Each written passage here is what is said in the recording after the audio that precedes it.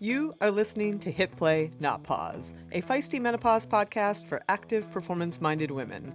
I am your host, Celine Yeager. Each week, I bring you advice from athletes, scientists, researchers, and other experts to help you feel and perform your best no matter what your hormones are doing. This show is a production of Feisty Media.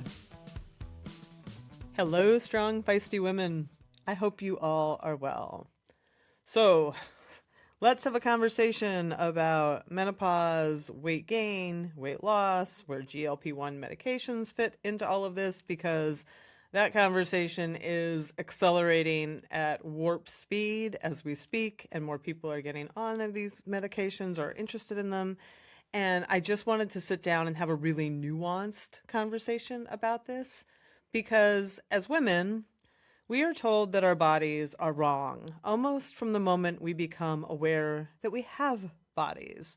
And that messaging hits hyperdrive when the body composition changes of menopause arrive. And those changes are often framed as urgent health risks, even when the picture is far more nuanced, and even when the steps that sometimes we take to fix those changes carry risks of their own.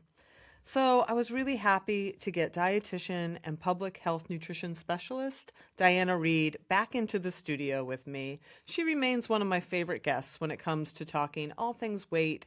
So when I saw her posting on what she's learned about GLP-1 medications from working with her clients, I knew I had to have her back on in for another round, and she did not disappoint.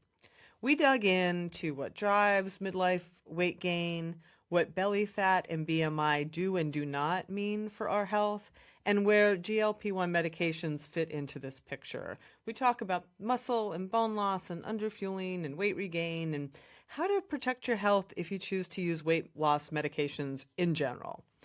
And it's clear from this conversation, and I'm sure you hear it in my voice, that we are conflicted. She's conflicted, I'm conflicted, because 100% we both agree that these drugs have amazing benefits. They can have amazing benefits. I have heard from women who are over the moon and feel like they have their lives back. No question. I've also heard from women who were over the moon at first, but then had to go off them for any number of reasons, and now they feel worse than they did before. And I've heard from women who feel like failures because they can't tolerate them, and now they hate their bodies even more because they feel like everyone around them is succeeding with them and they are failing. And it's just, it's emotionally loaded territory. And we just don't really know how this story ends yet, because most people don't stay on them. And we don't really know what it does mean to have someone stay on them 30 or 40 years yet, because this is all pretty uncharted territory. So anyway, I just really appreciated Diana and her openness in this conversation, and I do hope you enjoy this conversation as much as I did. All right, very quickly, before we get into it, give us a follow at Feisty Menopause on Instagram and Facebook. Come on in and join our private Hit Play Not Pause Facebook group for conversations 24/7 about all things menopause, and head into those show notes and please sign up for my free weekly Feisty 40 Plus newsletter with all the training and nutrition news you can use. Thank you as always for the kind ratings and the very nice reviews. I really appreciate you all. If you like the show, please share it with a friend. It does help other people find us and for the show continue to grow. Finally, very quick thanks to Wahoo for their continued support. Their new treadmill, the Kicker Run, has completely changed the treadmill game, and it has been a godsend for me over the winter. So thanks, Wahoo, for your support. All right, enough of me. Let's have a few words about those awesome sponsors and get on with the show.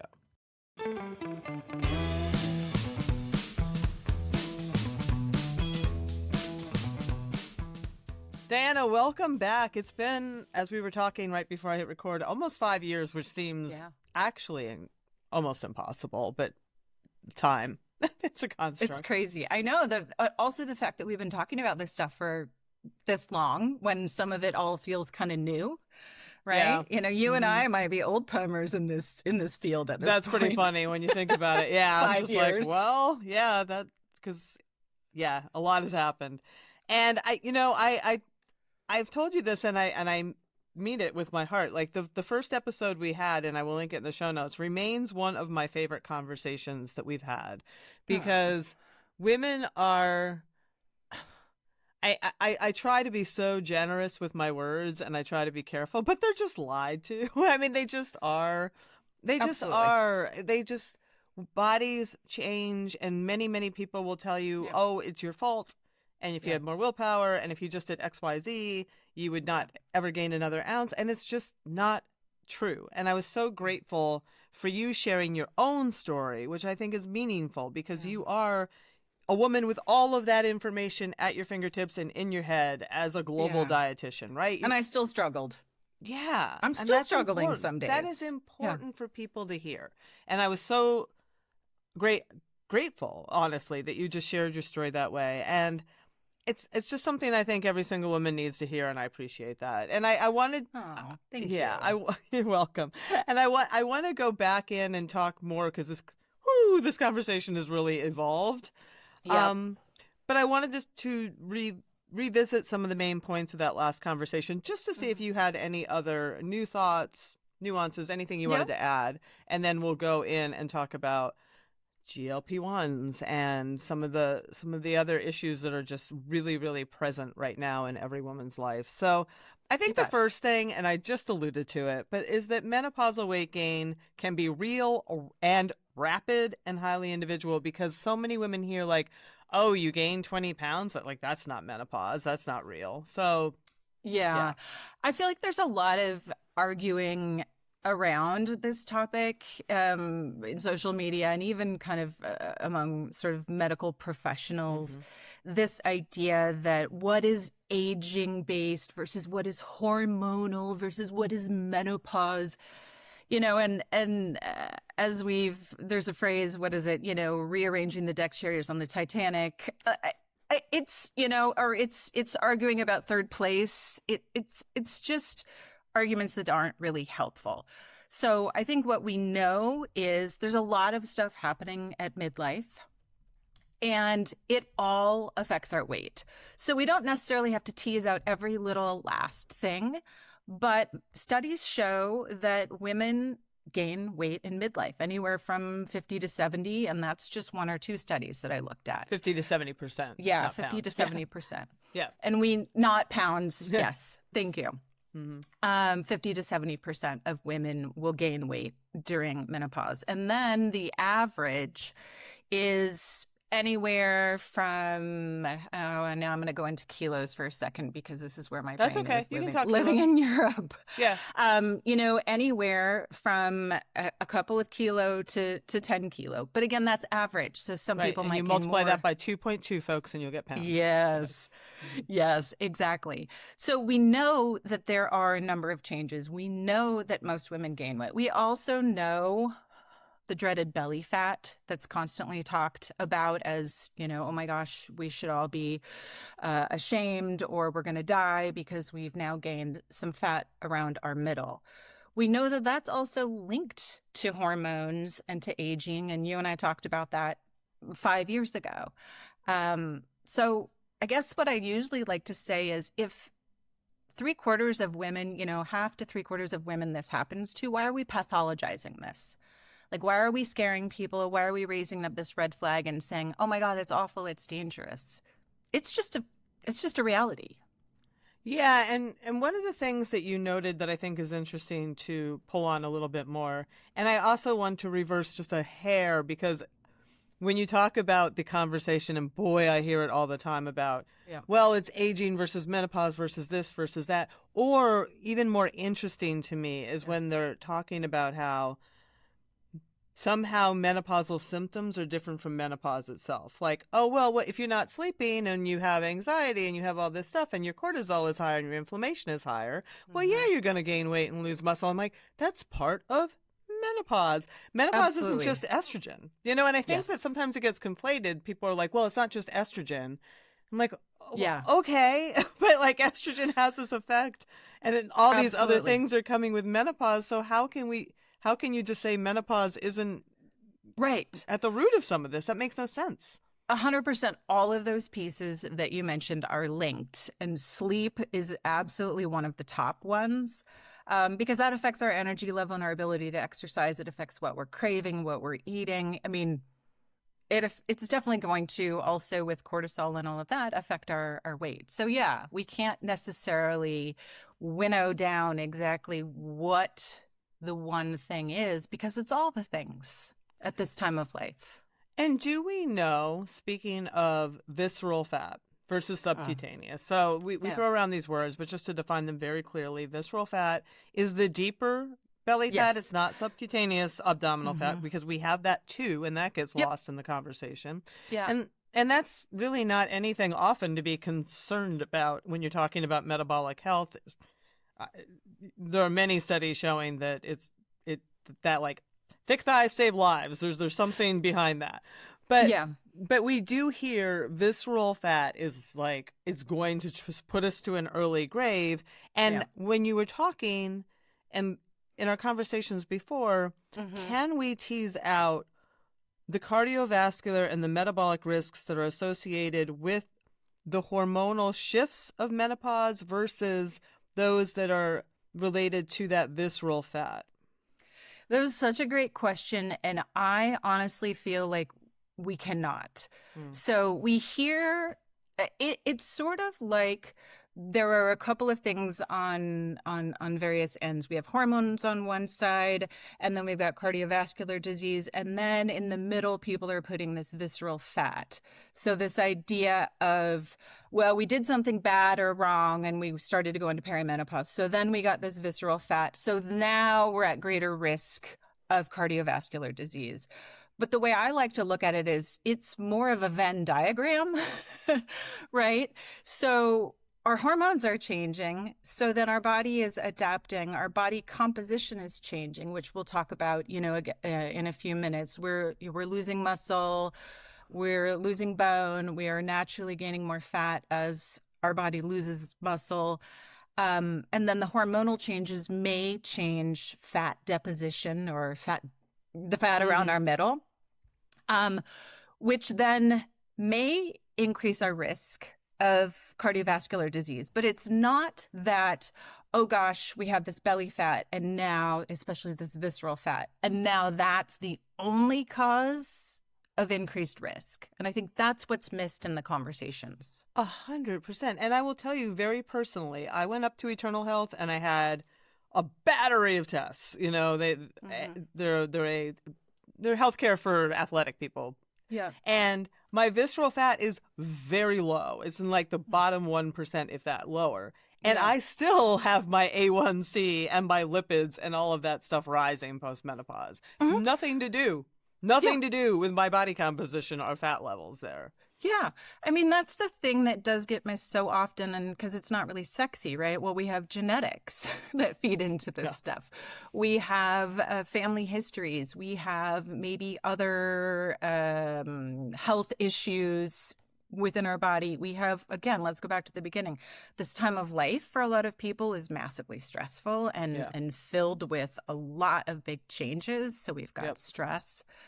I think the challenge with this concept of visceral fat is it is considered what we call metabolically active. So it can be considered kind of inflammatory and something that the more there is of it, the more likely it's going to have some effects throughout our system. Yep. So that makes plenty of sense. And it's also kind of a question of correlation and causation and which came first, the chicken or the egg, right? Because most of us aren't just building visceral fat out of nothing. There are these hormonal and age-related changes that tend to bring that on. Right. So trying to tease those apart is more complicated than often is presented. The last thing I would say that really gets me angry is this whole idea that we can target visceral fat. Like the same way we could never target belly fat with toning exercises or specific types of activity or diets, there isn't great research. There isn't any significant evidence that says if you do this one thing, it's just going to take care of that visceral fat. So my problem with that is, first of all, not many women can actually may not be able to measure it. They may not be able to go to the gym or have any of those tests done. So now they're just afraid of it. Like everybody's just talking about, oh my God, it's so dangerous. It's so bad. How much do I have? I don't know. And then maybe you find out like you did. And now what? Right? I mean, I know like Stacey Sims talks about some research around sprint interval Bill Campbell training. was just on the show talking about those studies. Yeah, too. That maybe some of those types of things, higher intensity training, sprint, can have some effect on that. But I don't think we know enough. And from a nutrition perspective, there definitely isn't a diet that's just going to get rid of visceral fat. So yeah, and I don't think it even, because I've delved into some of those studies and I've written about them, and they do seem to help with visceral fat, but it's not like they only target that. Do you know what I mean? It's a larger effect. So yeah, and yeah, it's the zone toning thing that we did in the 90s and 2000s. Absolutely. I think, I mean, I don't want to belabor it, and I think we can definitely move on, from here, but it's just another one of those things that women are sort of told, you're broken, you did something wrong, your body isn't right, and now you're going to pay the price. And I think we've had enough of that at this point. I think we are always paying the price, Diana. We're always paying the price. I know. So I think that some of this we will get into with the GLPs about how aggressive dieting in midlife can cause muscle and bone. We'll definitely talk about that with GLPs. Don't demonize carbs. I think that bears a little bit repeating as far as, because we have learned that gut health is, I keep wanting even more on gut health. I've been writing about it for 20 years and like, it's the big new thing. We'll know all about it. And we still don't know all about it. But what can we say at this point? Yeah, I mean, I think I work with a lot of actual gut health patients as well as, women in midlife. Our gut is really the center of our immune system. In a way, it's the center of our mental health because I think something like 75% of our serotonin is made in our gut. Ooh. So our gut is really important. And hormonal health, correct? Yeah, absolutely. Absolutely. And there's something called the estrobolome. Instead of the gut microbiome, the estrobolome. And if you ask me to talk about that anymore, I won't be able to. But I know it's it helps with the basically recycling of the hormones in the system, whether they're excreted or reabsorbed. Exactly. Yeah. Exactly. But we know that the gut and the gut microbiota is super, super important for a bunch of different functions. And then we know that as we age, our gut function starts to shift a little bit. Some of the absorption of certain nutrients, it tends to be more in our 70s-ish, but things like B12 and iron, we struggle to absorb those. So there's some functional changes. There can be changes in the gut microbiota as well as just like the lining of our digestive tract. So we know that carbohydrates, specifically fiber, are key to gut health. We also know that fiber is one of the keys to keeping our cholesterol levels low. And when estrogen dives, cholesterol goes up. And in fact, I would actually say, from my perspective as a dietitian, I feel like that's kind of one of the early warning signs of perimenopause that I don't think gets enough notice, because it's not something you notice until you go to the doctor to get your regular labs. And then they say, oh my gosh, your cholesterol has gone up 20 points in the last year. And then, so when people bring me those labs, I'll say, how's your sleep? Tell me about your energy, your weight. Tell me about your periods. And all of that will be happening. So again, carbs important. And then I think the last piece, which we'll talk about a little bit more, is as estrogen decreases, estrogen is considered an anti-inflammatory hormone. So when it starts to go away, things like insulin sensitivity decrease and inflammation increases, leading to potentially sort of prediabetes and blood sugar regulation issues. And fiber is a really, really key piece of helping to manage blood sugar as well. Yeah. So, and we usually tell people 30 grams. Does that sound fair in the menopause audience? 30 grams. Fiber. Oh, yeah, absolutely. Okay. Yeah, Okay. absolutely. The minimum is 25, but Mhm. I would absolutely, I think again, gut related changes can lead to things like slow motility and constipation. So Which is more common. fiber is a really good Yeah, thing. all of Yeah, the bloating and the constipation and the GI issues. absolutely. I hear about it Yep. all the time. Yeah. Yep. So Absolutely. let's talk GLP-1s because I mean, we were talking about the Super Bowl before I hit record, and we talked about the Yeah. Serena Williams ad and all the ads, all the ads about GLP-1s. And I have 100% seen the shift in the use of them from people, and I'm going to Yeah. be careful and not careful with my words here, who quote unquote need them for metabolic health reasons, like their doctor is like, Hmm. you have diabetes or you're going that way, we need to take Hmm. care of this, to Yeah. people who just want them because they are unhappy with their weight and Yeah. need. I'm not going to parse all that out, but Yeah. I just want everyone to go into these decisions clear-eyed, especially with this active audience. And Yeah. I just want to talk about the key points that we should consider. And I know you've been diving into this when we are using these GLP-1 medications. Yeah, I mean, it's such a complicated topic, and I listened to a couple of your most recent podcasts talking about GLP-1s, and I think maybe it was Jody Duché, and that Mm-hmm. was a year ago, talking about the Wild West. Yeah. It's still the Wild West, you know. These meds have really only been around since what, 2017, and then really only when we get to things like the Zepbound and Mounjaro and things like that, 3-4 years. So I think there's still a lot we don't know. And it's tough because on the one hand, there are a lot of really amazing benefits of these medications for some people. And I think that that's incredibly valuable and important when it comes to cardiovascular disease, when it comes to kidney function, when it comes to liver disease, any number of things. And even some of the newer, interesting uses of GLP-1s at lower doses for things like substance abuse.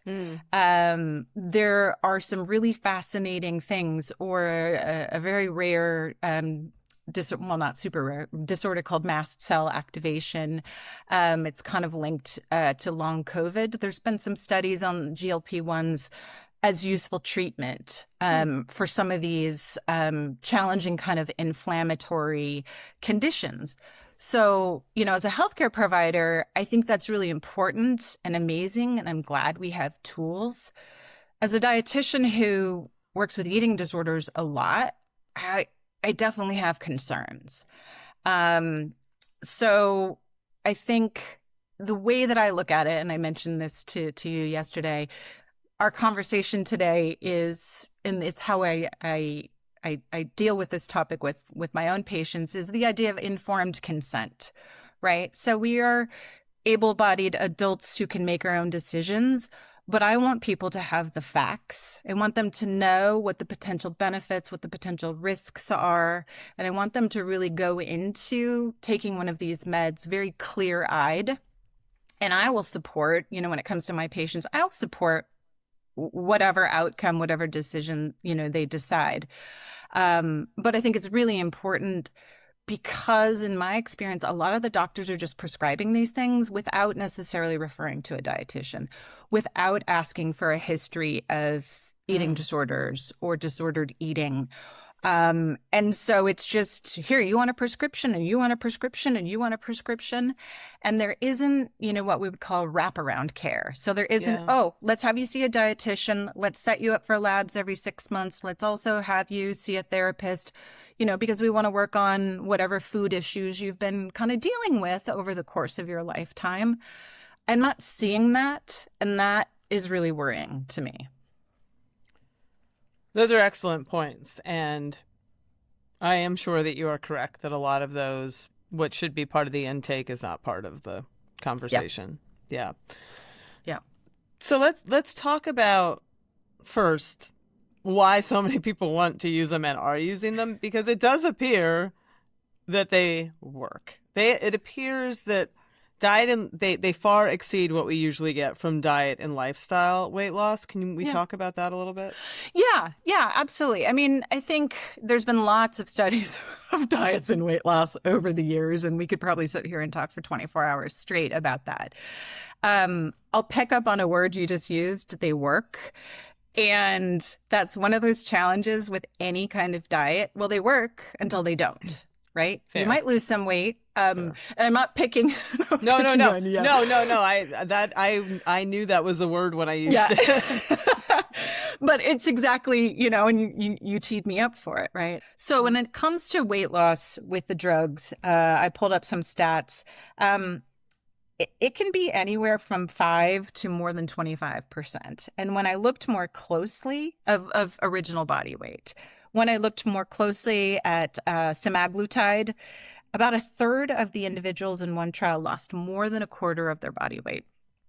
In the tirzepatide, which is the Mounjaro and the Zepbound, 40% of the participants lost more than 25% of their body weight. Wow. And so that compares to diets. I mean, usually I see about a 5% weight loss. People are really celebrating if you get 10. Yeah, usually typical low-calorie diets or however you move around your macros, whether it's low-fat, low-carb, whatever, 5 to 7%. Yeah. And then with bariatric surgery, again, it depends on the type of surgery, but it can be in the range of 15 to 20%. So there is a significant amount of weight loss, and it is quite rapid. And that's kind of where we're going to want to talk a little bit about, because when I think back to my training as a dietitian, which really wasn't all that long ago, maybe 15 years ago, got my degree in public health, we learned to look for malnutrition, to evaluate malnutrition. And some of the potential markers of malnutrition were if somebody lost more than 10% of their original body weight in 6 months. Oh, wow. We're seeing 25% in 6 to 12 months. Right so now. that feels like maybe a false equivalency, but where isn't it a false equivalency? Well, I mean, the Do you know what I'm saying? Yeah. Okay. Yeah. I mean, the reality is that's only when I compare it to malnutrition, it would be one of many markers that we would evaluate somebody for, right? But to me, it's an immediate red flag to look at, whoa, a quarter of somebody's body weight in just a few months is a significant amount of weight. But then we layer on, and this is where my biggest concerns are nutrition. Many studies have shown that within 6 months, individuals can develop nutritional deficiencies. That can be things like iron, calcium, B12, a number of the B vitamins. And then definitely people are typically low on protein and fiber because they just don't have enough room in their gut to eat enough. Right. What I was looking at, another study that I looked at just really recently, looked at calorie intake in individuals who are taking the GLP-1s. Caloric intake was typically decreased anywhere from 25 to 40%. So if you're eating a whole lot, if you're eating 5,000 calories or something, that's potentially a good shift. But if you were only eating 2,000 calories and now you're eating less than 1,000, that is a really big problem. Because we actually, as women, we really can't get enough nutrition on less than about 1,200 calories a day. Like if you're lower than that, you are 9 times out of 10 missing some type of nutrient. And it's not bad on a month basis, but you add that up 6 months, 12 months, however long people are taking these, then we have potential other health problems related to the nutrient deficiencies. My head is spinning a little bit because, wow. And this all tracks. This all makes sense. If you're going to lose that much weight, it has to be right. Coming at the expense of something. And in my audience, I keep thinking about low energy availability because because how can you then, if you're barely getting enough for your metabolic functions and your nutrition, are you getting what you need to do a triathlon, and how? Yeah. So, I joke a little bit about this. I'll give you another weird analogy. So you can have all kinds of diets that can be really healthy for you, and you can have diets that are absolutely not healthy for you. Totally. So as an example, I had a friend in college who was a vegetarian. I called her a candy vegetarian because she subsisted off of like candy and French fries, and we were in college, probably beer. So you can have my husband was a pastafarian. That's what we used to call it. Exactly. Yeah. So you can have a really healthy diet as a vegetarian, but you can also have a really utter crap diet. Totally. And so I do think it's the same when it comes to these meds. We can manage to get enough nutrition, but we really have to work at it. And this is where I think, a dietitian or what have you is really important, because if we're so full and we maybe even a lot of people feel really nauseous or struggle each time they increase the dose, or maybe just overall, if we really can't eat, that's a problem, right? That's a problem on so many levels. So I think, my purpose for wanting to talk to you today is to really look at where are maybe the vulnerabilities and what can we do to make sure that we're not getting sucked down the wrong path. Yeah. So knowing, data and awareness, I think, is really important. We really do want to continue to try and eat 3 meals a day. We really want to try and get as much protein. We can talk about that. That's going to depend on somebody's age, gender, activity level. But if we want to put a number in the middle, about 1.5 grams of protein per kilogram of body weight, right, while taking a GLP-1. And for some people, they might need more. Yeah. We want to make sure that we get our protein. That's one of the ones that I really, really focus on. Fiber, for the reasons we just discussed. One of the challenges with fiber and all the foods that contain fiber is they're really big and fluffy. You think about broccoli and lettuce and all of those things.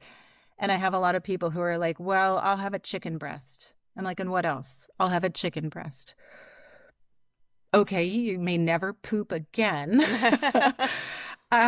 So, thinking about what the nutrients, what we need to focus on, trying to eat regularly, especially for us women at midlife, making sure we're getting our calcium as well, because I do find that, dairy products, again, can be higher in fat and protein, and people might think, well, I'm trying to lose weight, so I'm not going to have those.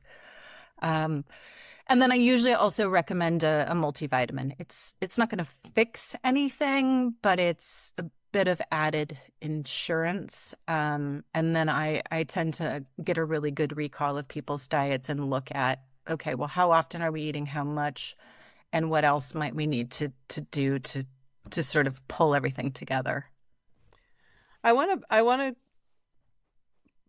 pull a little bit harder on the vulnerability piece here, because a lot of what you're talking about, especially when you're talking about the protein and you're talking about the calcium and you're talking about these elements, I believe we're also talking about trying to stem the fat-free mass loss that we're seeing with these drugs because of the rapid weight gain. So I think we need to talk a bit about that.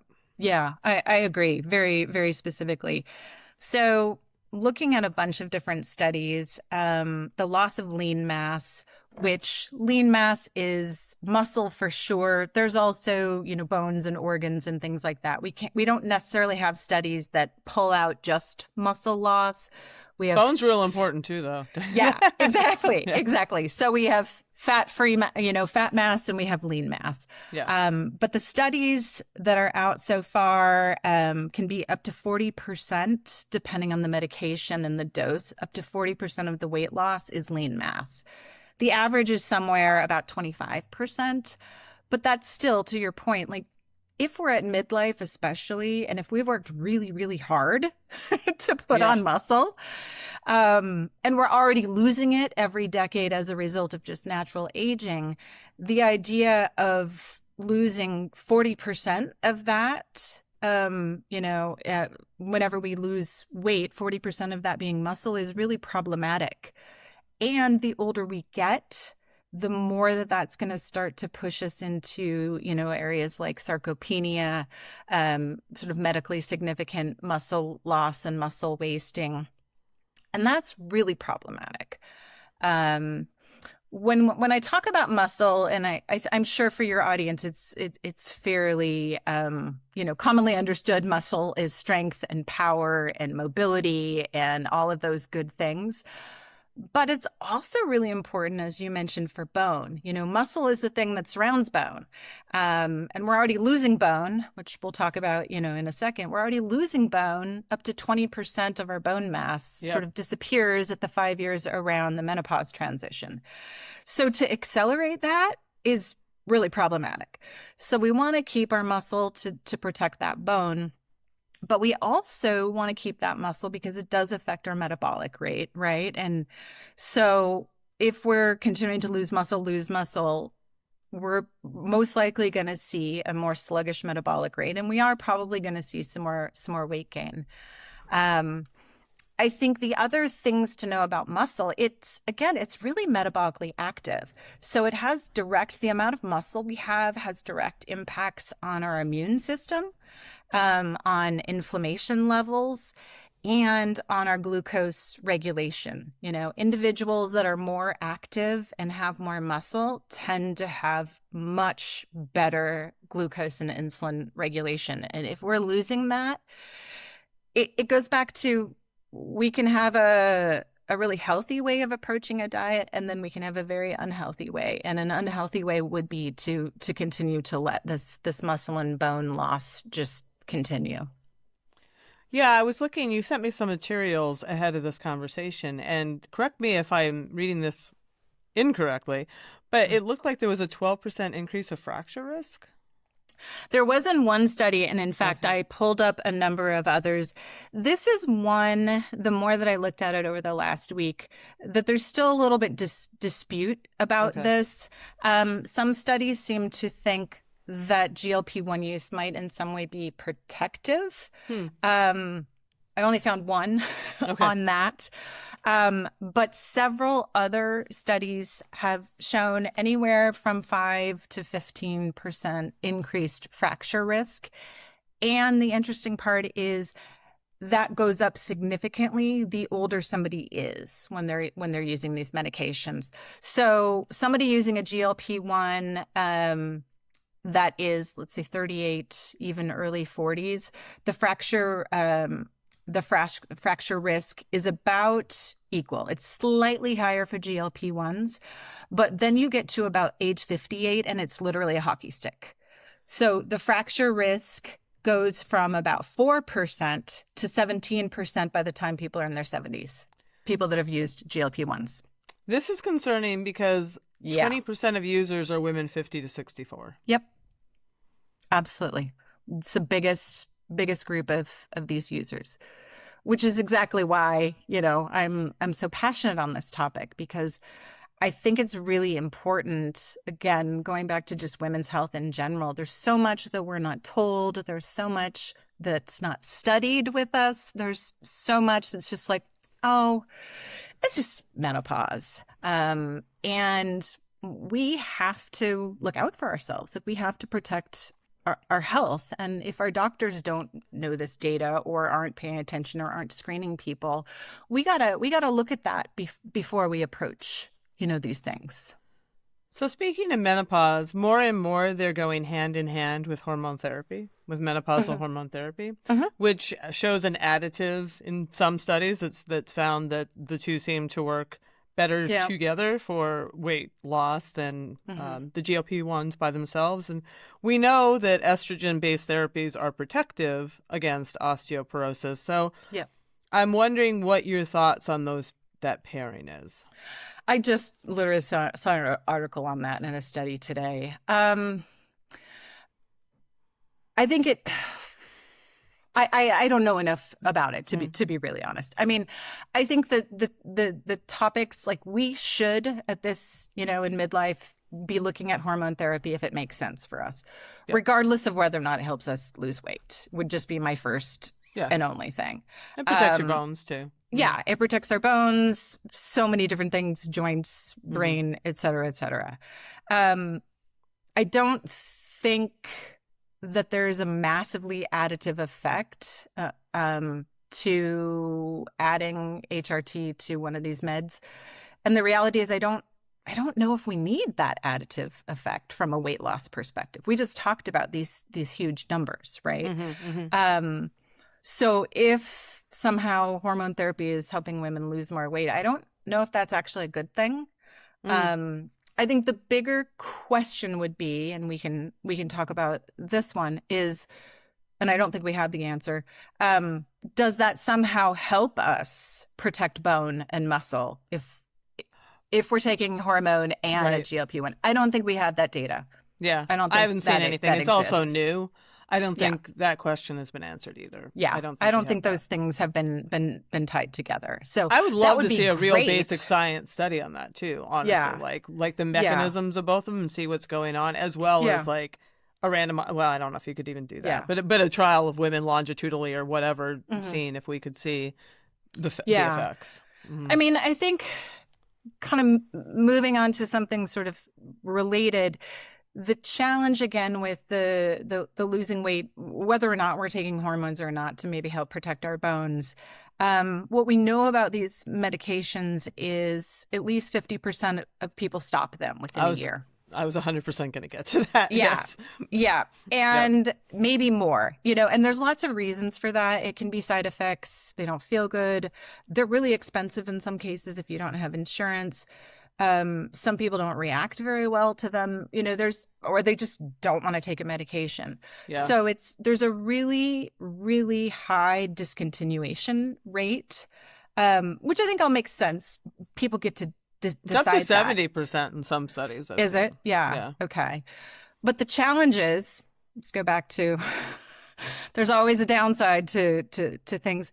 We know that when people start, stop with weight loss, weight gain, yo-yo dieting, cyclic dieting, we know that there are some pretty strong metabolic effects. Our metabolism downregulates itself, right? Each time we lose a bunch of weight, our body is a little bit nervous about that and is going to downregulate some things. It could be our thyroid, it could be our gut, it could be, hair loss, any number of things that happen because our body is trying to hold on to energy for our brain and our heart and our lungs, et cetera. Right. And then when we go back off that diet, we tend to gain that weight back because A, we changed our eating, but B, our metabolism is still down below where it was before. So for individuals who have been through 5 or more diet cycles in their life, they have a 5.5 times greater risk of developing sarcopenia, this medically significant muscle loss. And then we can go on into thinking about sarcopenia isn't just muscle loss. It actually is, going back to what we talked about with muscle. Now we have less muscle, not enough muscle, and our bones are weaker, more inflammation, worse problems with our heart, et cetera, et cetera. So this starting and stopping thing is another one that I'm really, really big on talking with people about, because I'll have people come in and say, oh, I'm just going to do this for 3 months. Like I'm going to do a kickstart. I'm just going to lose, 10 kilos or, 20 pounds, and then I'll stop and then I'll just move on. And the reality is, one, at least half of participants who take these medications gain the weight back when they stop. And then 2, yes, if we're starting and stopping, that is going to create a significant problem in our bodies. Yeah, this is what I keep coming back to as well, because I saw Dr. Stanford speak, Fatima Stanford, at one of the menopause meetings. And she was like, they are kind of a forever drug. She was one of the early researchers on them. And another woman spoke 2 years ago who really stuck with me too, who is, to your point, was saying that what she sees is that people gain pretty much all the weight back. And there was just a study that showed within 1.7 years, I think it was, I'll drop it in the show notes, people gained all the weight and then some. Like they just came right back to where they were at baseline, if not a little. But they never gained muscle. It was always adipose tissue. It was always fat. So this woman said, what I'm concerned about is that in 15 or 20 years, we're going to be Yes. worse off than when we were started with these medications because people don't tolerate them. They go on and they off, or insurance cuts them, and they get metabolically less healthy, as you were just saying, with Yes. every cycle. Yeah, absolutely. And it's one of those things. In fact, there was a study, I think actually Dr. Mary Claire, somebody, one of the menopause doctors had was mentioned a few months ago that basically looked at a study. It was a Swedish study, women age 50 to 60 who were anywhere from 1 to 4 years post-menopause, women who started out with a low-fat mass, lost some weight, and lost lean mass, had 2.5 times greater hip bone mineral density loss, 5.2 greater tibia bone mineral density loss, versus women who started out at a higher weight and just stayed generally at the higher weight. Yeah. Yeah. And we talked about in the first time we talked, almost 5 years ago, how and nobody wants to hear this. I don't want to hear it. Nobody wants to hear it. But that having a little extra weight when you get older is not a bad thing. Yeah. Yeah, absolutely. But society doesn't let women do that, right? You know, we're not supposed to age. We're not supposed to get fat. There's just the list of we're nots. Like you want a little reserve. So long. Because, absolutely. Yeah. You know, and again, I work with individuals with eating disorders, and we work really hard, you know, say somebody has anorexia, we work really hard to not just get a little bit of weight back. We make sure we get enough, a little bit of a buffer sometimes, because all it takes is, you know, one bout of flu or one bout of pneumonia or, you know, yes, a femur fracture or something. And you've got all kinds of problems. So if we constantly are trying to go into the next decade or the next, you know, 20, 50 years undernourished and frail, it's most likely it's not going to work out for us very well. What do you make of microdosing? Because that, you know, I keep hearing sort of this is the answer, and I just don't know. I don't know enough about if that's. I don't know what's real and what's not as far as the microdosing situation is concerned. Well, this will be so.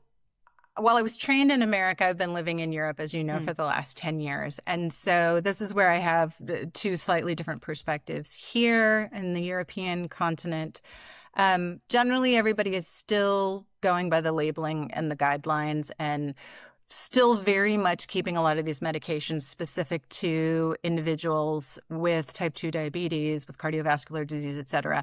Okay. There isn't the same availability, and I'm sure it depends on the country, but where I sit, there you can't just go to your doctor and get Mounjaro or Zepbound or something because you want to lose 5 or 10 kilo.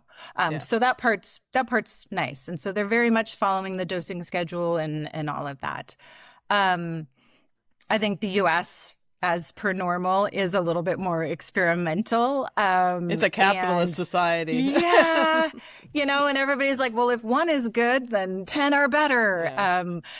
So I think it's a little bit overstated, this whole idea of like microdosing. At the same time, we know that people are very individual. Let's look at women and their doses with hormone therapy. Yeah. You know, we know that people are very unique. So I think it makes some sense that there will be some adjusting and some looking at what's optimal. You know, in my perfect world, it would be individuals using the lowest possible dose to lose weight at a relatively slow, steady pace that allows them to still eat enough food, you know, and take that long-term view versus I'm just going to lose a huge amount of weight in 6 months and then deal with it later.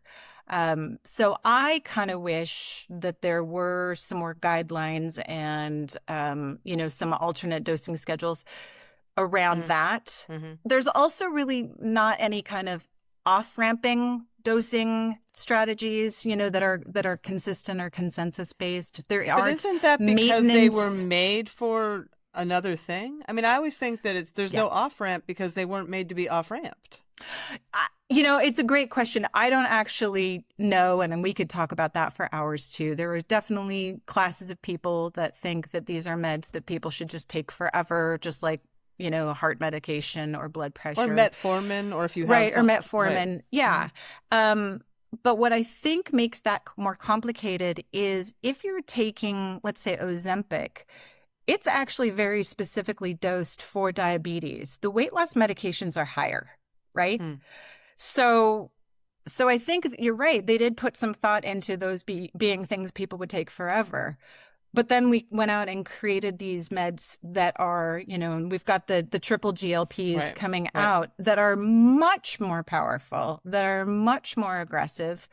I don't know if they were necessarily designed with that thought process for people to take them forever. Some of them are designed, and I know we didn't like the O word, but here we go. Some of them are designed for quote unquote obesity, right? Like some of this new generation. But what does that even mean? And then again, are they meant to be off-ramped? Or somebody starts them at 45, do they take them until the grave? I wish we had answers. To be really honest, the medications that are, officially targeted towards obesity, it's still the same general medication as what's targeted for diabetes. It's just a much higher amount. And is obesity just classified medically through BMI and not other metabolic? Yeah. Okay. Yeah. Obesity, and I struggle, you and I have talked about this a lot. I struggle with that because it is something that is, we already know BMI is flawed. It was created by a Belgian astronomer, and it was used for life insurance tables back in the early 1900s. And tell the story about when you were practicing and everybody because I was writing for Prevention Magazine. I'm like, great, everybody is now overweight. Perfect. Yeah. I mean, so just at its outset, BMI was never meant to be something to measure individuals. It was a grouping sort of thing for life insurance tables. But, this is my second career. So I went back to grad school, and I was finishing up grad school in the early, 2011, 12, 13, and studying public health. And so there was all of this discussion around, the increasing rates of obesity in the US. But they kind of neglected to talk about the fact that the government changed the actual BMI definition for obesity. And literally overnight, millions of people became quote unquote obese. Yep. So obesity is a bit of a moving target, and it's not necessarily like there aren't markers for it besides BMI. It's not like cardiovascular disease where we have cholesterol and we have all these, these other things. Obesity is literally just this thing that somebody says is wrong, but if you're 2 pounds less, then you're not obese. So that's where when somebody talks about obesity as a disease, are they talking about metabolic syndrome? Are they? I honestly, let me shoot straight. I think people that talk about obesity as a disease are absolutely fat phobic and are generally not thinking about human beings as human beings. To be really honest, I don't think that weight is a disease. Just like weight isn't a behavior, it's influenced by so many different things. It might be an outcome of our behaviors. It can be an outcome of our environment, low socioeconomic status, marginalization, trauma. Can be an outcome certainly of our habits, of other medical conditions, but it's not just this one thing that just right. So it's not my favorite word.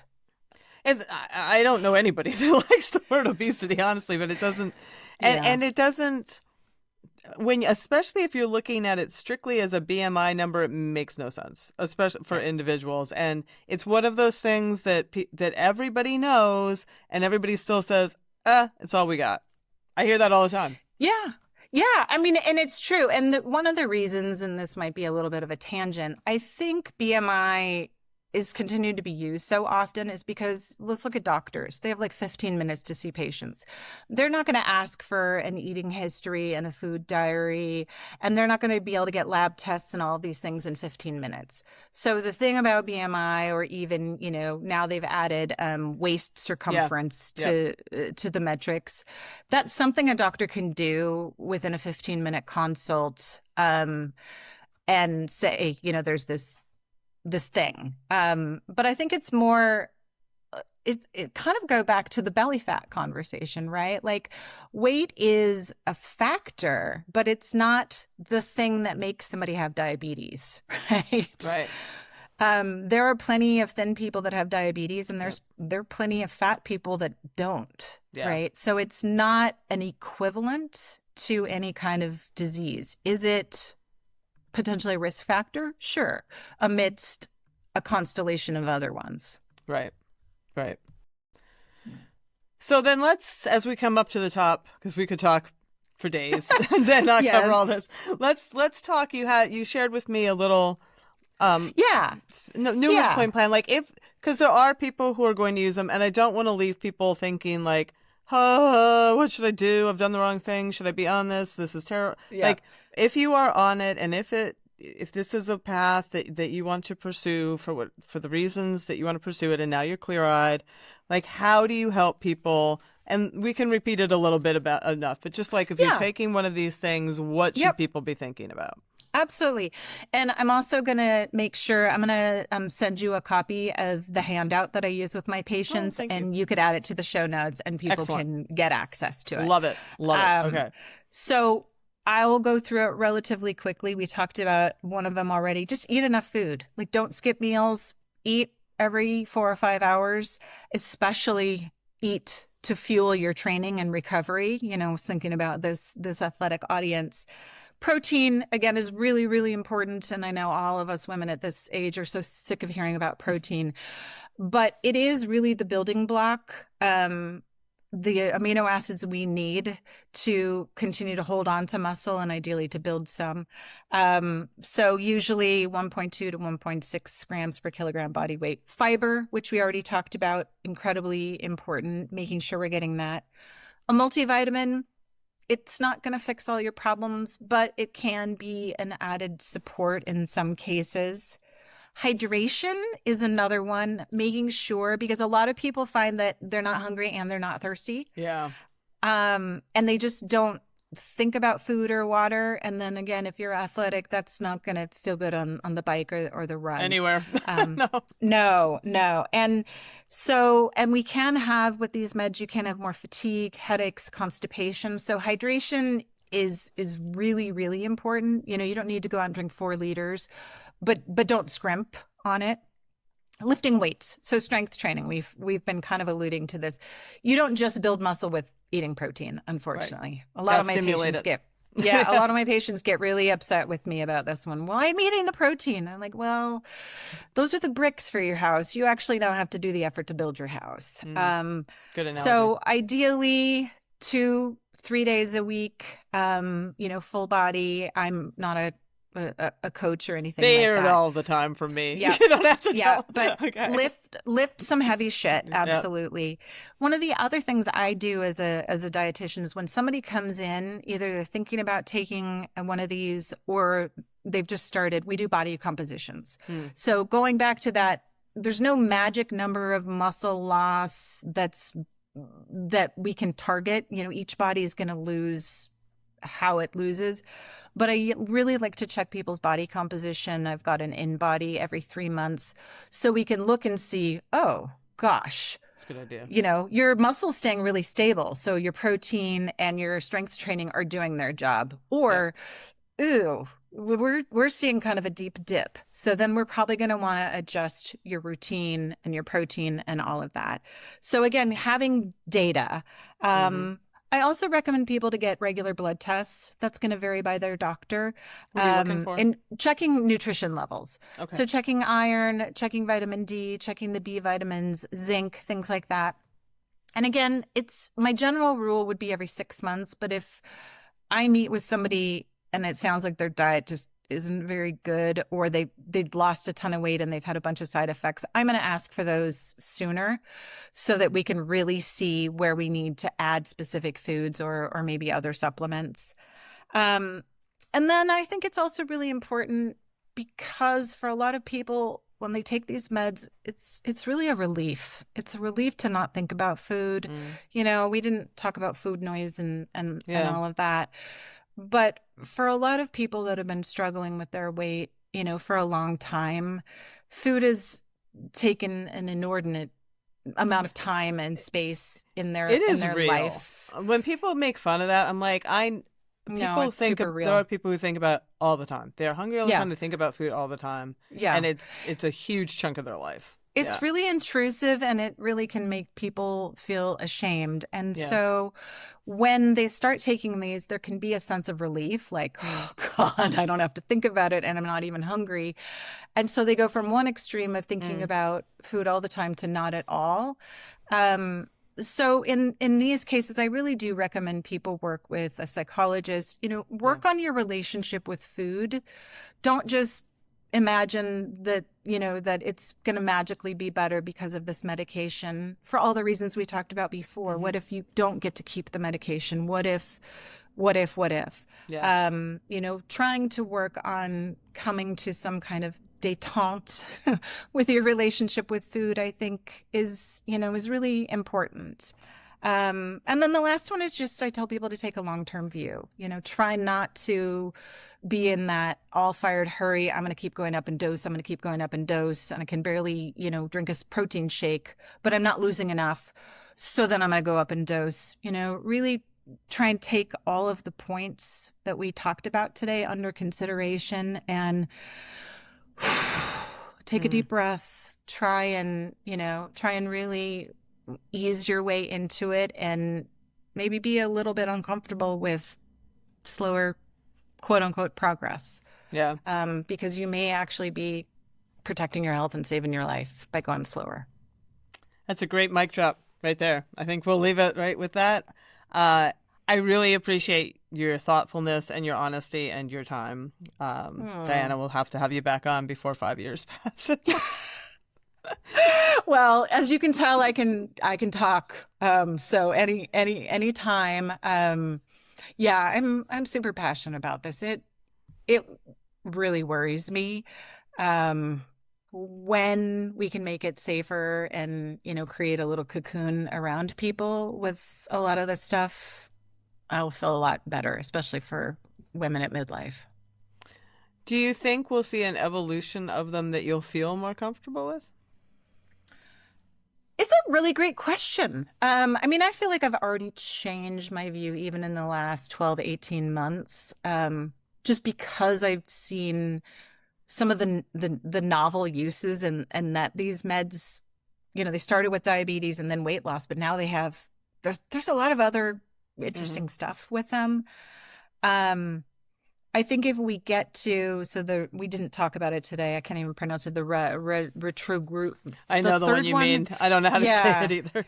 Yeah. So what I've read so far about that is that there's a little bit less appetite suppression, but still you feel full fast. So people aren't just forgetting to eat and avoiding to eat. Yeah. And again, this is from dietitian groups I belong to.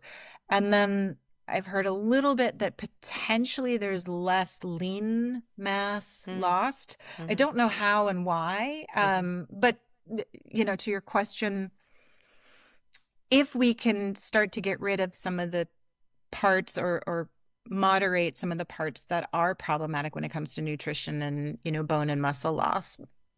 Yeah. I mean, you know, I still wish that we were just allowed to be in our bodies, right? Well, I wish that. And right. I wish that I don't want to open this box because we'll talk all day. But the thing that I get most angry about is that this is all put on the individual when it is a built environment problem where we have built our whole world around streets and cars and not being able to walk from here to there and not just have movement as a joyful, regular part of our lives. And we're chained to desks and we have antibiotics and plastics and pollution and pesticides and all kinds of things that we know contribute to endocrine disruption and all kinds of forces that are on us, causing all kinds of problems, including whatever the weight that we're talking about. But it's just like, oh, you people, if you just had more willpower, well, at least we have a pill. Like, totally.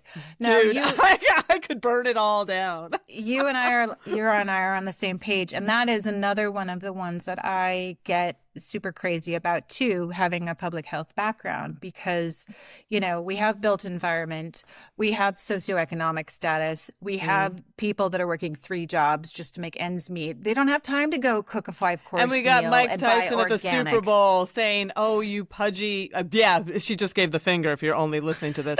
Oh, sorry. I felt like I wish I had more arms so I could give more fingers. Like telling people to like what are we doing? Oh, if you just ate an apple. I'm like, oh my God. Yeah, I mean, and then, you know, my other sweet spot is, you know, thinking about neurodivergence and things like that. Like, lots of people struggle to eat well, not because they don't know how. It's really, really most people hard to eat well. And in fact, I'll share one other document that you can put in the show notes. I actually created kind of an infographic looking at all the reasons why it can be hard to eat healthy. And there's like 50 different boxes on my diagram. And that is something that I think is massively overlooked. It's very ableist. And it's very elitist to think that we all just are in control of everything. We're not, unfortunately. Oh, when I had a 2-hour commute and worked in an office park without like even any windows, let alone anything to do, I gained 15 pounds in a hurry. Just trying to like, and I'm like, I know all the things. I write about all the things, and I am extremely fortunate that I have been able to create this existence for myself where I can get out and like do things every day and move my body. And I have enough money to buy the food that is, you know, I mean, and make it, like all of this stuff. So yeah. Well, we didn't even talk about healthcare costs and insurance and all the other. Yes. We're mad, everyone. Welcome to the we're mad part of this episode. But anyway. I'm glad that we got that off our chest because that's important too. Thank you. Yes. Thank you. All right. I appreciate you. We'll have to come back again.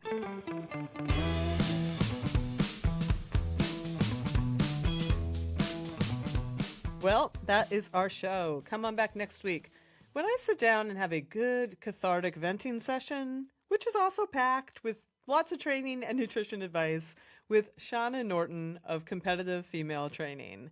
It was a firecracker, so come on back for that one. And until then, as always, stay feisty.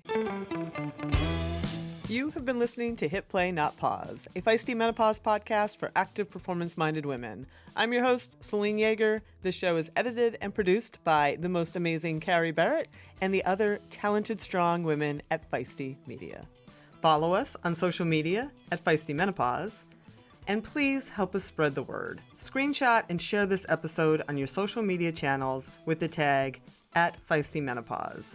And please subscribe, like, review, and rate this show wherever you get your podcasts. Word of mouth and good reviews make it easier for other listeners to find.